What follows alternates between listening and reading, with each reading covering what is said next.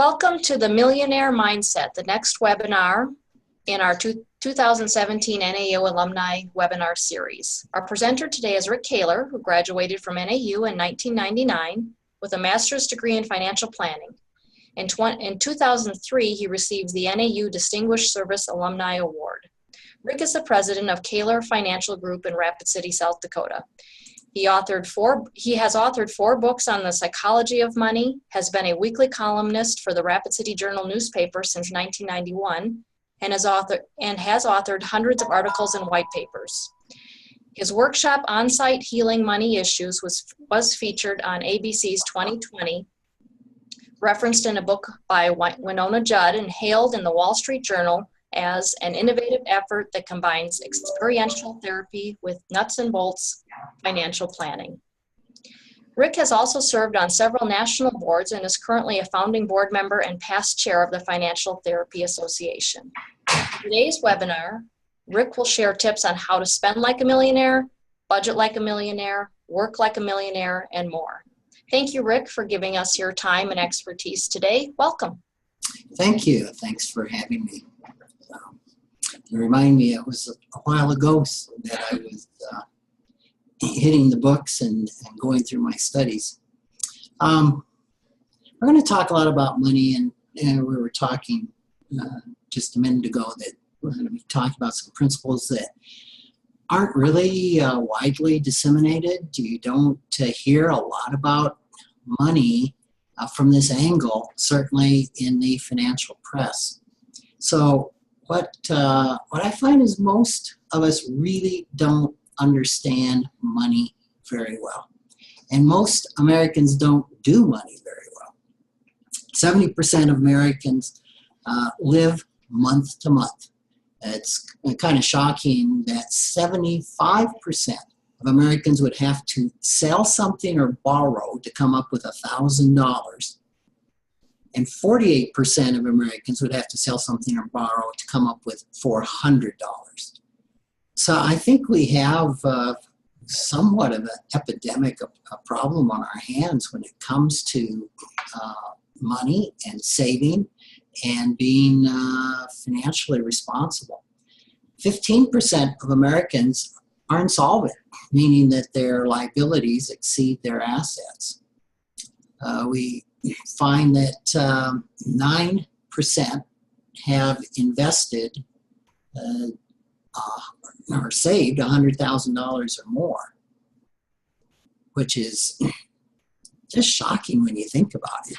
And only 3% of Americans have saved $500,000 or more. So, honestly, it doesn't take a lot to be in the top 3%.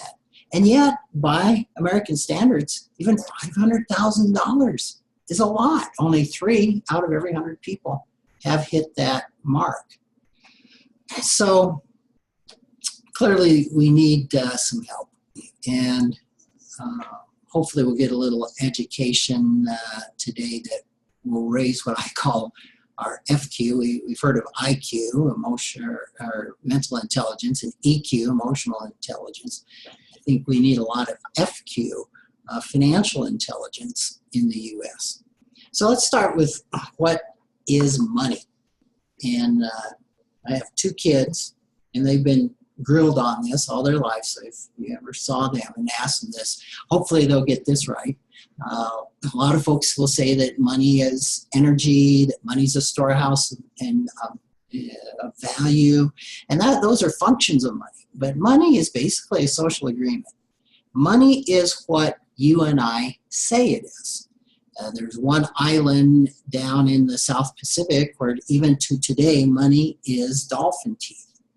So money's been a lot of different things in history. Money has been tobacco, money has been alcohol, money's been sugar, money's been salt. So it is what you and I say it is. And today it's those pieces of paper that we carry in our pocket, and it's ink on a statement. And that's what we have agreed socially that money is. A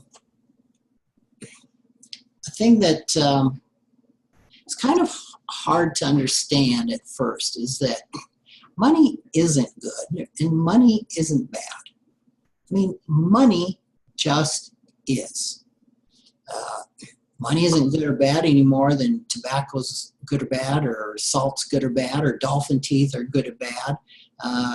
Again, money is just an inanimate object. It's ink and paper in the United States. And as one of my co-authors would say, he'd hold up a dollar bill and say, what has this done to hurt you? Or what has this done to help you? It's just a piece of paper. So it's what we do with that piece of paper. That can be used for good or it can be used for bad. But the piece of paper itself is not inherently good and it's not inherently bad.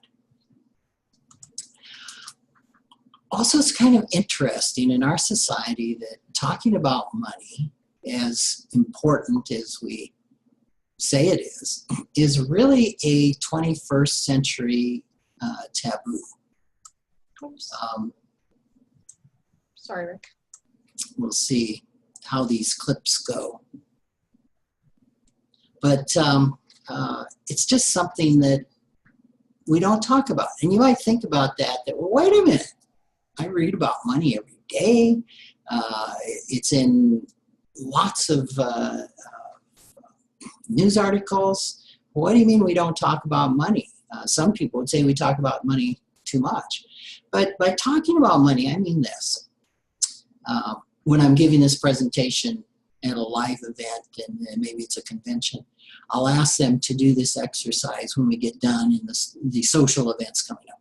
I'll say, what I'd like you to do tonight is just everybody you go up to, everybody you meet, just ask them, how much did you make last year? And what is your net worth? That usually brings it home pretty quickly. And I do speak to a lot of financial professionals who don't think they have any issues with money. And when I suggest that, they decide, well, maybe they do. Talking about money is really taboo, especially our personal money, how much we make and how much we have, is incredibly frightening to people, just to even think about it. And then, money is what you and I say it is. It's what society says it is. But money isn't natural. We are not raised to intuitively understand money. We can't find money in nature. Money is a human creation. It's artificial. And I think that's really important to understand, because we've got to have a set of learned skills to do money correctly. We're not born understanding how to do money. We're not born understanding what it is or how to use it. I mean, we're born and we understand breathing. We just do it without thinking, and we understand eating. That's just bred into our DNA. But how to use money? No. And yet, if you think about it, money touches everything that there is, everything that we do. Dick Wagner, who was a close friend and colleague of mine in Denver, Colorado, who passed away a couple of months ago, was famous for saying that money is the most powerful and pervasive secular force on the planet. And maybe you're thinking right now, oh, God, Rick, I don't know that it's that powerful. Does it really touch everything that we do? Well, think about it. The number one reason or number one regret that my clients tell me they would have if they died prematurely was not developing relationships or spending more time with people they love. And when I ask them why don't you spend more time with people you love? And invariably it's, well, I got a lot of responsibilities. I got to work. And to spend time with those people costs money. It costs money for the gas. It costs money for the car to go see them. It costs money for a plane ticket.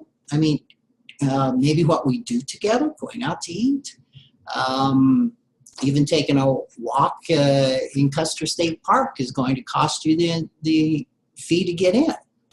So money touches everything we do, even spiritually. If we're going to go on any type of retreat, money touches everything we do there. So I said that our money skills just don't come naturally. And this was some interesting research done by a psychologist by the name of Daniel Kahneman. He won the Nobel Prize for Economics in 2002, which you might be saying, wait a minute, he's a psychologist, how does he win a Nobel Prize in economics? Well, he did some research and came up with something that just fascinated the financial services profession. He found out that 10% of money decisions are made rationally, which means 90% of money decisions are made emotionally. And he called this System 1 and System 2. But if you think of your brain, if you make a fist, this is your brain, and this is the cerebral cortex. Your thumb is the limbic system, of which center to that is the amygdala, and your fist is the brain stem, where it's the reptilian brain where all of the automatic functions happen.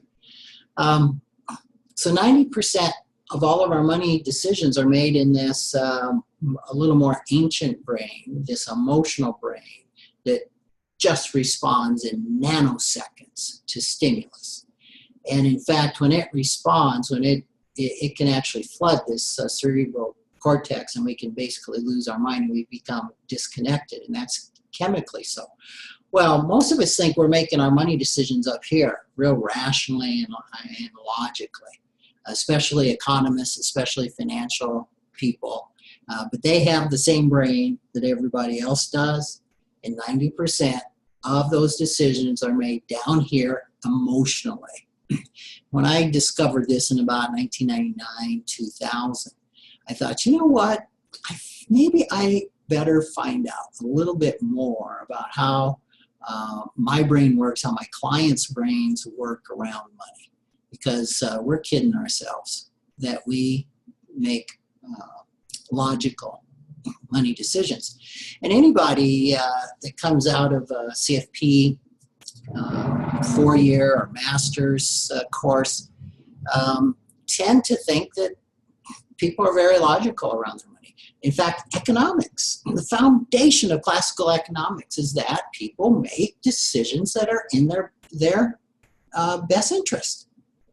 And all you need to do is sit at my desk for a week, and you're going to find out that's not true at all. People make a lot of financial decisions that are very harmful to themselves. Again, 15% of our nation's insolvent, 70% of them live hand to mouth. That doesn't sound very logical to me. So we really got to understand this emotional part. And that's where the focus of my books have been, is kind of blending psychology with money. Because it's an area where financial planning, financial planners see an emotion in their office and they redivert the attention to, how about those Bears, as in the football team. And therapists and mental health practitioners, they run from money like a cockroach does from light. So you just got this huge gap between these two professions that hold the knowledge of finance and hold the knowledge of behavioral change, and nobody is spanning this gap. That's also why I say that it's not about financial literacy. We don't have a financial literacy problem in the U.S. We much more have a behavioral problem, and behavioral problems are not addressed by learning more. 20% of a problem can be cured by learning more, but 80% is behavioral. So we've talked about that money just touches everything. So let's try and understand what we're talking about here. We hear this term used a lot. Millionaires and billionaires. You've probably seen it someplace this week. If you don't see it this week, you'll see it next week, talking about the millionaires and billionaires. There is a huge difference between a millionaire and a billionaire. When most people use the term millionaire, they're not talking about today's millionaire. They're talking about millionaires of the past. And the millionaires of the past, back to the 20s and the 30s, I think of Daddy Warbucks. Those are today's billionaires. So using millionaire in the same sentence with billionaire is a disservice and a deception, really. Because today's millionaires aren't that wealthy. I deal with millionaires every day. A millionaire is my average client. My average client is worth $2 or $3 million. When I tell them that according to the Gallup poll, the average American thinks rich is having $1 million or more. And when I tell them that they, by normal standards, and if you're the 70% of Americans that are living hand to mouth, $1 million sounds pretty rich. I was reading something last night that says the average millennial, age 20 to 36, says old is 59. My daughter, who happens to be one, I asked her what old was, and she went on a philosophical rant and didn't answer my question. I said, well, your peer group says it's 59, and she texted back, yeah, if it hadn't been 1:30 a.m. in the morning when I was texting it, I probably would have said about the same. So, you know, here we are with this perception that millionaires are wealthy. Well, ask the average millionaire. They don't feel so wealthy, especially in retirement. Why? Because $1 million will give you $30,000 a year of income in retirement, safely, with a 99% chance that you won't run out of money during your lifetime. Now that's really hard to compute. In my profession, we call that a 3% withdrawal rate. I'm making a presentation tomorrow to a gentleman who wants initially 6%, but they said they could back it off to a 5% withdrawal rate. Well, 5% withdrawal rate, the chances are you're out of money, I think it's in around 25 years. And that's $50,000 a year. So this is something we just don't understand. That if you're okay with the crystal ball and you know the day you'll die, and you know what the markets will do, and you know the return you're going to get, you can be very exacting about what you can extract from that $1 million. If you're going to get 0% interest, which is easy to get today, just put your money in a bank, and you're going to live for 20 years, you can take, obviously, $50,000 a year. But the problem is most people turning 65 are going to live longer than 20 years from now. And there's all sorts of contingencies that they want to plan for, and they really don't want to be penniless at 85 and live another 10 years. So that's why when we want to have some assurance that we're not going to run out of money, and that is a huge concern. I forget where it is, but I think it's in the top 5 of fears of Americans right now, is outliving my money. But this is how you don't outlive your money, a 3% withdrawal rate.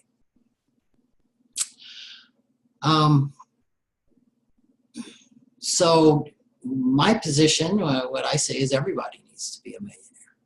You know, it's just $30,000 a year, and then add your Social Security to that, which might be another $30,000. That's $60,000 a year. That's right at the level needed, or the maximum level for happiness. Somewhere between $50,000 and $75,000 a year is where money does buy you happiness. If your income's $30,000 a year, you're going to be a lot happier at $60,000 or $75,000 a year. But if you're at $75,000 a year, exponentially happiness doesn't increase at $150,000 or $250,000 or $350,000. So kind of the sweet spot is between 50 and 75,000. And when somebody doesn't really know what they want to shoot for in retirement, I suggest that. And it's obviously where you live is pretty important. Rapid City, South Dakota, 60,000 goes a whole lot further than 60,000 goes in Manhattan. So that's another really important thing that people often don't consider is the cost of living. We hear numbers thrown out like a $15 minimum wage. A $15 minimum wage in New York City is a lot different than a $15 minimum wage in Mississippi. So these are relative things that most people don't understand or take into consideration, as is inflation. Maybe that's a whole nother webinar. Dick Wagner was famous for saying that financial planning can be basically summed up in this sentence: save more, spend less, and don't do anything stupid. My daughter found this little clip. So that's kind of it. It sums it all up, you know, in one line. But that's incredibly hard for us to do. So how do you become a millionaire? Well, the easiest way is to inherit money. And this is a perception. Most Americans believe that if you have $1 million or more, you inherited it. The facts are only 15% of people with $1 million or more inherited their wealth. 85% of Americans that are worth $1 million, even $1 billion, worked for it. They earned it. They're called first generation or G1s. So that's pretty surprising to a lot of people. So I've found 6 things that a person needs to master to become a millionaire. The first is to spend. Well, that might sound, it doesn't go with save more and spend less. But we need to think like a millionaire thinks and spend like a millionaire. And millionaires are frugal. The number one common denominator that I see in all of my clients who arguably have been able to save money isn't their profession. It isn't how much they're making. My highest earning client ever, I had a client that earned right around $5 million a year. Now, probably most of us would say they probably didn't have any problems. They also had the lowest net worth of anybody that I planned for, which was a minus $3.5 million. So how much we earn really is not relevant to our net worth. In the U.S., when you read about millionaires, especially in the papers, certainly the tax code defines millionaires by income. Well, if you earn $5 million a year and you're worth a minus $3.5 million, are you really a millionaire? You're certainly not a millionaire by net worth. In fact, you're insolvent. This gentleman was insolvent. He was bankrupt. So, and if you earn $30,000 a year, but you're worth $5 million, are you a millionaire? Well, not by the tax code. So we even have a disconnect in what a millionaire is. And I'll bet a number of people answering that Gallup poll that said $1 million might have been thinking income, although that same poll said in income, you're rich if you earn over $130,000 a year. So research tells us that most millionaires don't wear designer clothes. They don't drive luxury cars, especially those that live in Rapid City, South Dakota, because we don't have any luxury car dealers. They don't live in mansions. They wear jeans. I'm thinking of a billionaire that lives in South Dakota who dresses in jeans and earned his money And you would never, ever, ever guess that he was worth what he is, and he makes a concerted effort to make sure people don't know what he's worth. And that's a whole nother webinar in itself. I think, most of your millionaires drive used cars. I'm looking for a used car right now, and I'll confess that I am looking at a Lexus. And I find that if I get one 2 years old, it cost, the sticker price was $44,000, and I found one with 8,000 miles for $30,000. That was 2 years old. Why? Why would I buy new? Well, that's my mindset. There's plenty of reasons why people would buy new. My dad's one of them. He buys a new car every 2 or 3 years, has all of his life. And somebody has to buy the new cars so that others of us can buy the used cars. But that's just so common with a frugal mindset. They don't buy more house than they need. They buy the store brand can of corn. They're frugal. Like I said, so it doesn't matter on how much they make. It doesn't matter what they invest in. Doesn't matter what their profession is. The common denominator of a millionaire mindset is they are frugal. And one of the problems they have is it's really hard to turn off the frugality when they retire. It is incredibly difficult to start spending. Something else millionaires really do spend on is owning businesses, owning real estate, owning investments. I have found that sometimes when I reframe spending, that a person can spend on their retirement, spend on their 401k, that feels a lot better. It's something that I can be spending on. But millionaires are classic, especially those that are in real estate and businesses, for not having enough liquidity. Because every time they get some money, they go buy another property, or they put it into their business, or they buy another business with it. And so I struggle with a lot of my business owner millionaires to have enough liquidity to get them through the inevitable financial challenges.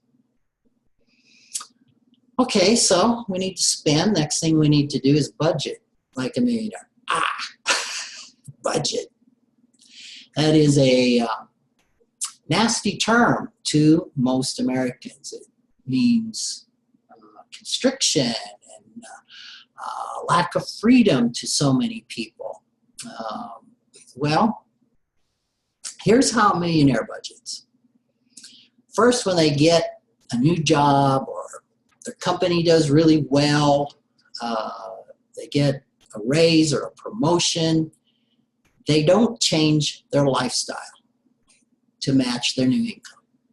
And I would tell students who are doing their med students who are doing their residency that probably the best thing that they can do is when they get that first job and they go from earning $60,000 a year to 150, 250, 350. Many, I've had clients out of med school within 5 years who are making $800,000 a year.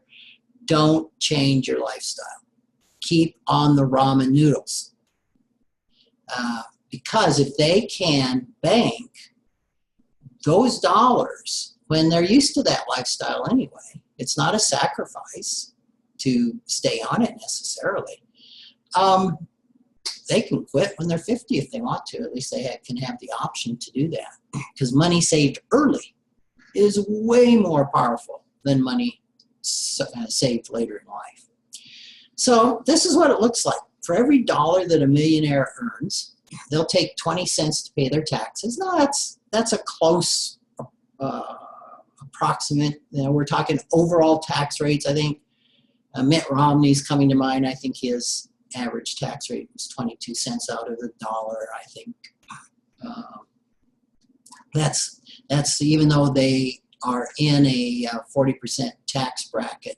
When you look at the overall rate with the capital gains, things like that, 20 to 25 cents for a millionaire, billionaire is not uncommon. So just figure 20 cents. Then they'll save 20 cents.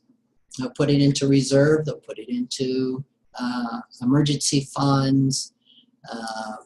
In some way, put that away. Then they will pay their fixed expenses. So fixed expense is an expense you know you have every month. And then when they're done paying their fixed expenses, they will set up short-term saving goals. And this is what kills a lot of people. They'll try to budget, and things will be going along well, and then something unexpected happens. Kid breaks their arm, goes to the emergency room. The house roof develops a leak.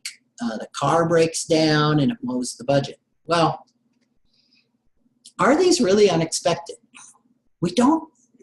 They're not unexpected in the fact that cars break down, kids break arms. Houses are going to need maintenance. We just don't know when. So we've got to plan for these unexpected things that happen.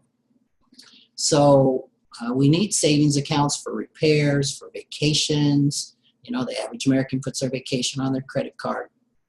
The average millionaire pays their credit card off every month. So this is where a lot of us miss it, is not having a short-term savings for future. And I said emergencies here.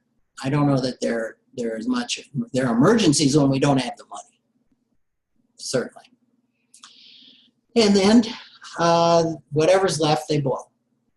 So the average millionaire, they don't know what they spend their money on discretionarily. Ask them how much they spend on eating out or how much they spend on clothing, or they don't even have a budget for it.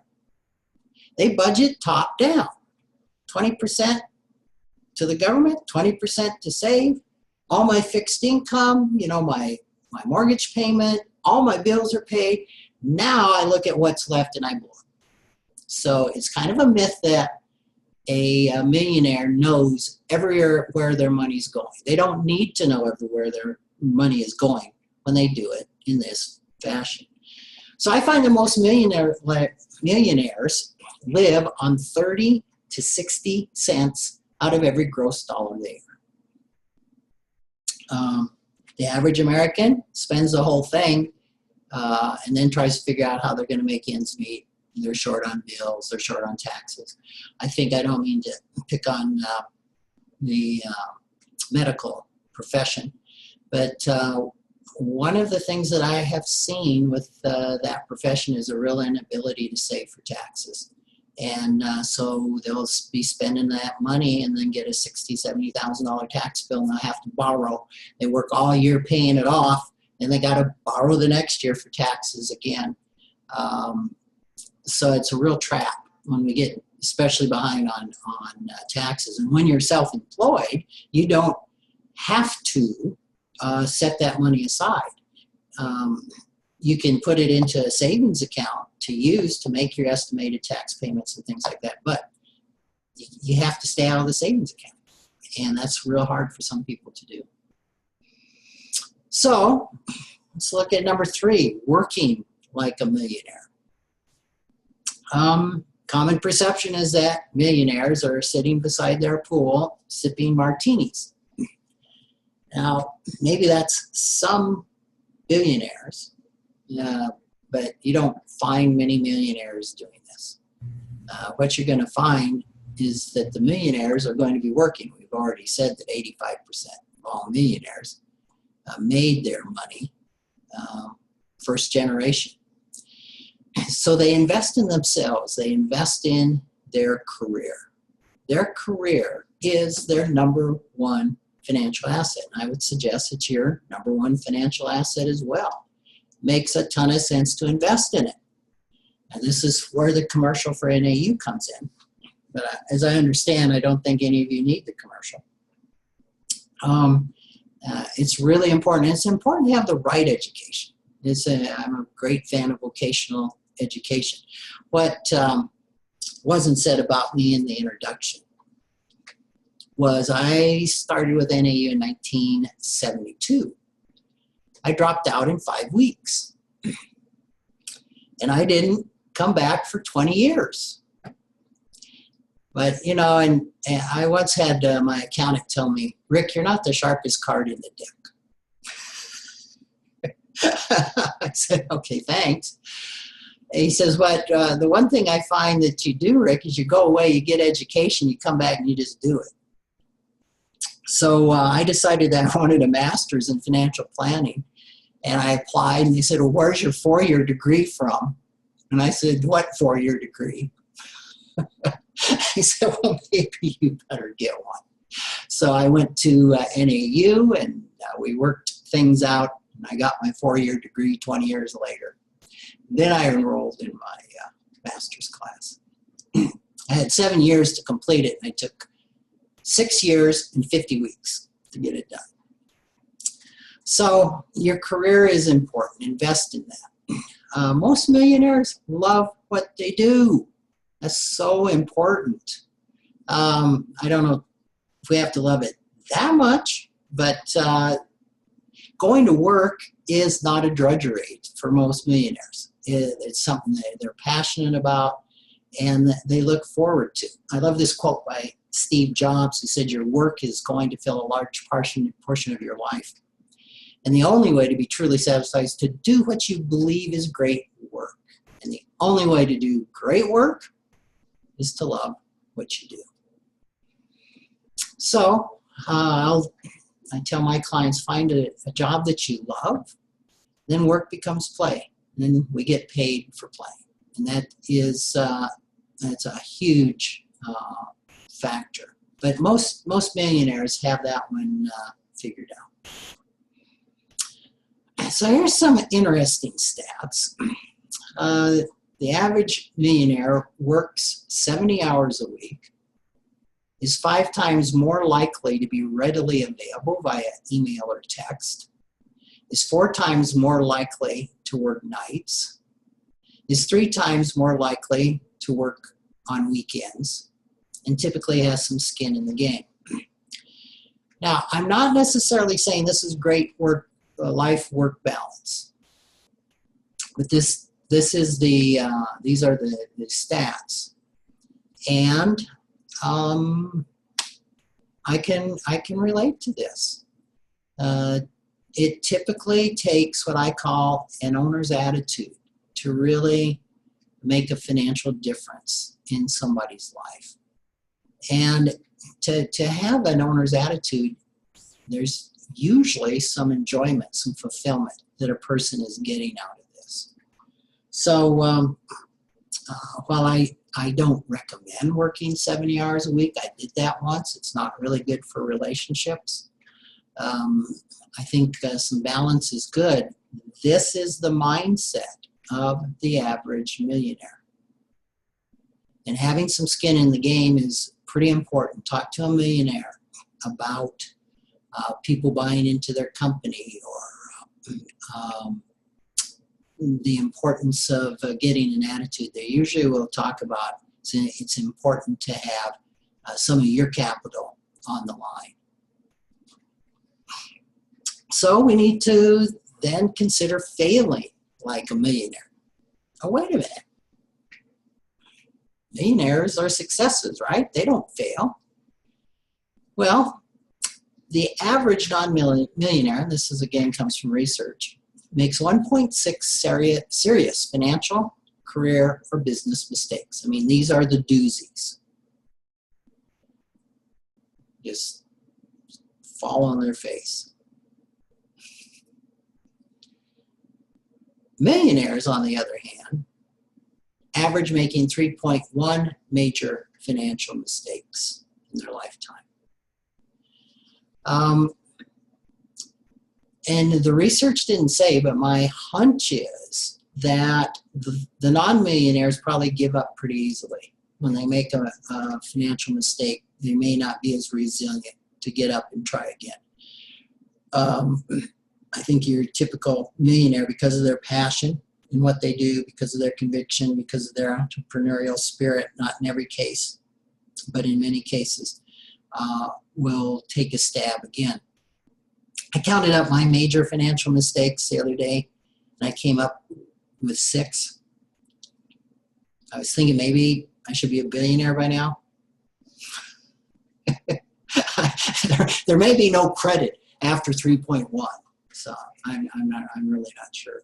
But making those mistakes is pretty important. And in fact, I was in a office yesterday that said that the only failure in any event or circumstance is not learning from it. And I think that's very much the attitude that your average millionaire will have. So we talked about just trying again and not giving up. Jobs again said he's convinced that about half of what separates successful entrepreneurs from non-successful ones is just pure perseverance. So I don't know if he ever got that, but he certainly tried.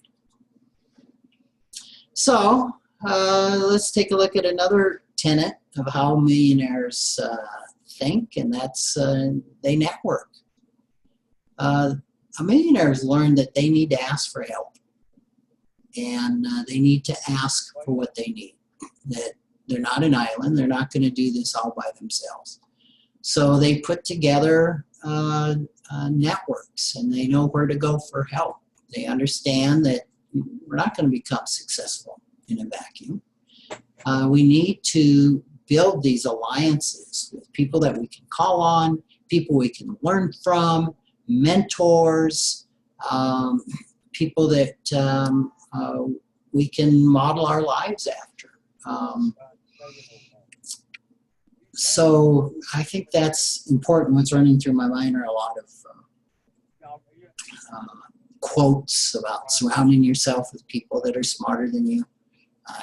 Here at our company, we give an IQ test, and the important thing is that they're smarter than I am. So when they get around the water cooler and complain that the boss isn't too smart, at least they're right. You know, they got some statistical legitimacy behind it. Another thing about millionaires is they're not as greedy as society would lead us to believe. And this is one that I see in the popular press all the time, painting millionaires as greedy. And I think of those that have taken vows of poverty, and today being anti-capitalist is pretty popular in the U.S., and capitalism being painted as being greedy.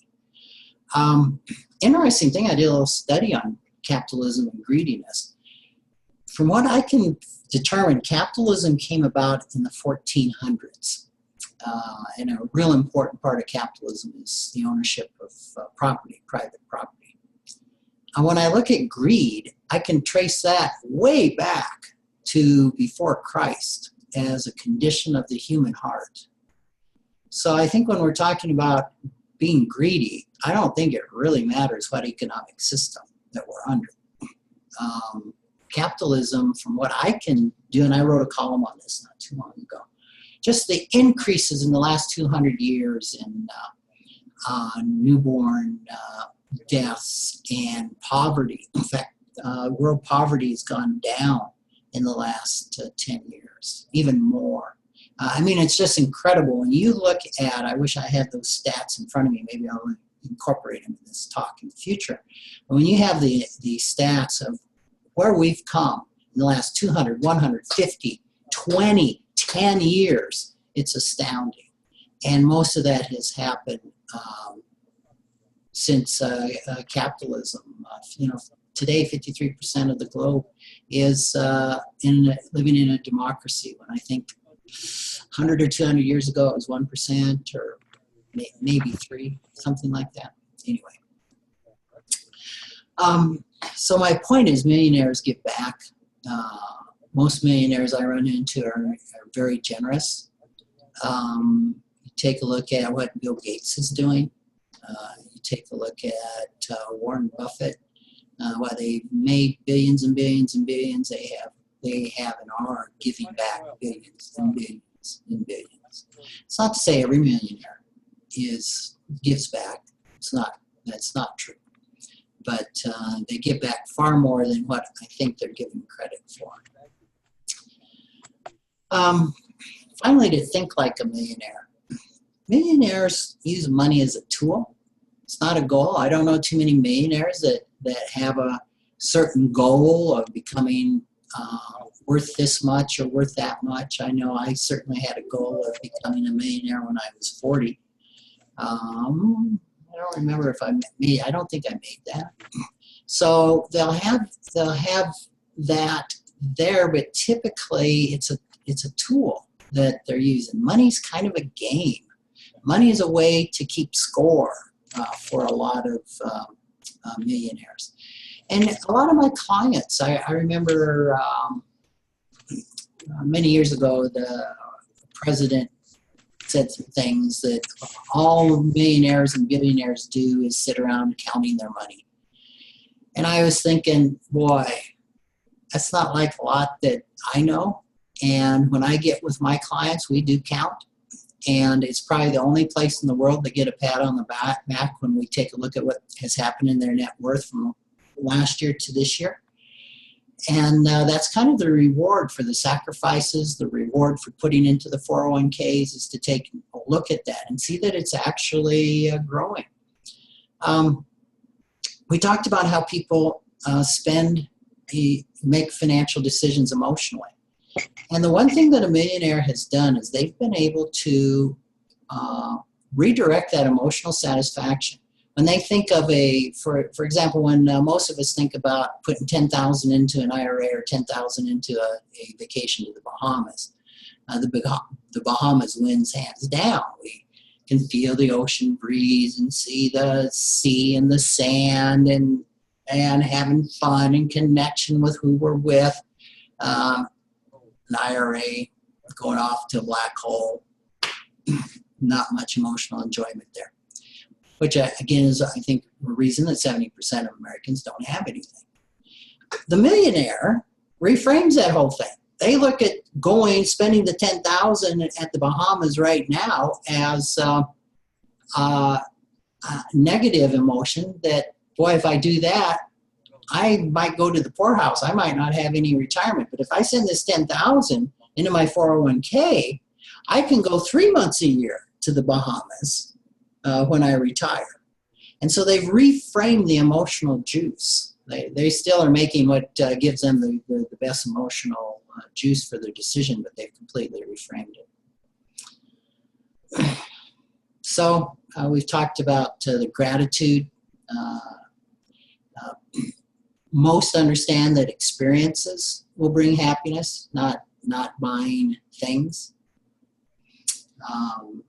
And we talked about this kind of in the beginning, that we need to understand that money by itself is not going to give us meaning. Probably all of us could agree with that or make us happy. But what we know is that money's going to support our quest for meaning. Dr. Jacob Needleman wrote a book in 1994 where he said it's impossible to obtain meaning from that which is incapable of giving meaning in the first place. But money supports our quest. It's inseparable from finding meaning and happiness because it touches everything we do. And that's why it's so important to understand, and that's why it's a 21st century survival skill. And that's why it's so critical for people to obtain these skills. I love this quote. I read this when I was in Mumbai a couple years ago. I went to the Gandhi house, and one of his handlers said, "It costs us a fortune to keep Gandhi poor." It touches everything we do. So that's my story today. If you wanted to learn any more, there's books that I've written. Conscious Finance deals with the emotions of money and financial planning. The Financial Wisdom of Ebenezer Scrooge is kind of a cute read, but it's one off the model that Dickens came up with. We did the first clinical study on money in psychology using the formula that Dickens came up about: past, present, future, and the transformation, what transforms Scrooge. So that's what I have. Well, thank you, Rick. That was incredibly interesting. I have a question, and then we've got several participants who may have questions also, if you're open to that. Sure. As you were giving your presentation and throughout your presentation, the question of age often came to mind for me. For example, the emotion versus rational. Do you see that shifts as somebody gets older? Do they become more rational about money? Or is it just is it always an emotional kind of thing when you're dealing with money? Yeah, I don't see any connection between age and rationality. I wish I wish it were true, but I really don't. Yeah, because I was thinking, if as we age and we start really thinking about the future, and retirement actually seems within grasp, I wondered if somebody might find ways to be more rational with their spending, simply for the practical purpose of retirement is looming. Yeah, I think it's true. It used to be that my average client started at about 48, and that's when the kids were in college. And all of a sudden, it was like, wow, retirement is really going to happen. So I think I once heard that nobody gets into yoga because they want to get into yoga. They usually come with some type of physical problem, which amazed me till I realized that's how I got into yoga. And I think it's similarly true with financial planning. I don't know too many people who just wake up and go, this is a great day. I've always wanted a financial planner. I think I'll do that. It's usually some crisis that really gets our attention. Right. And I find that even with that wake-up call, that it's just not possible to start making rational financial decisions without really taking an inner journey. Right. Well, and then you kind of led into my next and last question, which is it never too late to begin financial planning? I mean, you mentioned the age of 48, and that makes sense to me a lot, that when people's life is shifting, kids are off to college and retirement looms, that makes sense that you get serious about financial planning. But what can somebody later in life do if they haven't done well earlier? Yeah. And we got a lot of people in that situation. Right. Especially the baby boomers and Gen Xers. As you said, it's never too late. The strategies might have to be a little bit different, other than just trying to save a lot, because for example, when we start in our 20s, saving 20% a year is going to come close to replicating our income. Mm-hmm. But not in our 40s. We need to be looking at 50% or more. Well, sometimes that's not really doable without a real drastic change in lifestyle. And most people are unwilling to make those sacrifices. I think probably the most important thing that a person can start practicing is frugality. Mm-hmm. Is really looking at what they spend.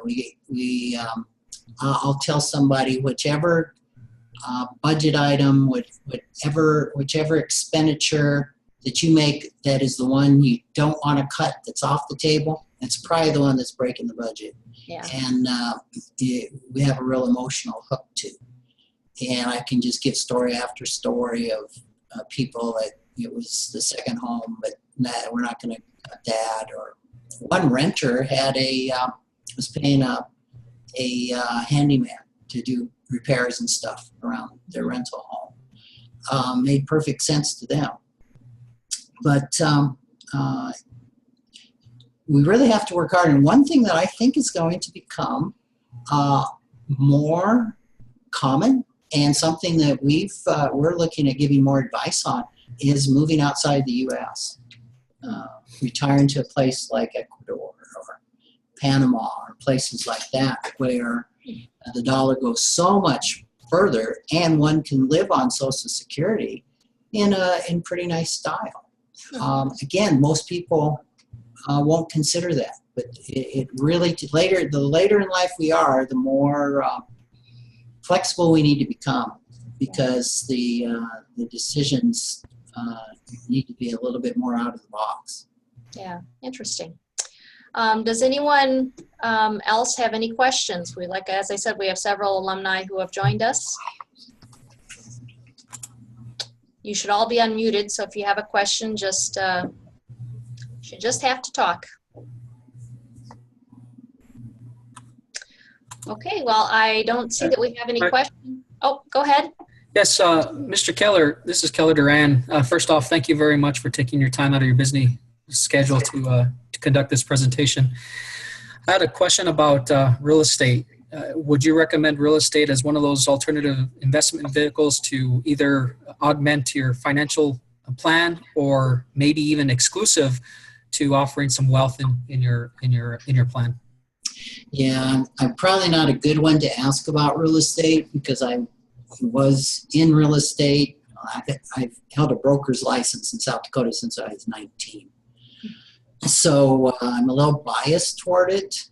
I would say most people shouldn't be directly in real estate, because being successful is two components. You got to buy it right, acquire it right, and manage it right. And even for me, buying it right wasn't a problem. Managing it, that's a problem. So that said, a real good portion of my net worth is in real estate. Real estate gives some phenomenal benefits. I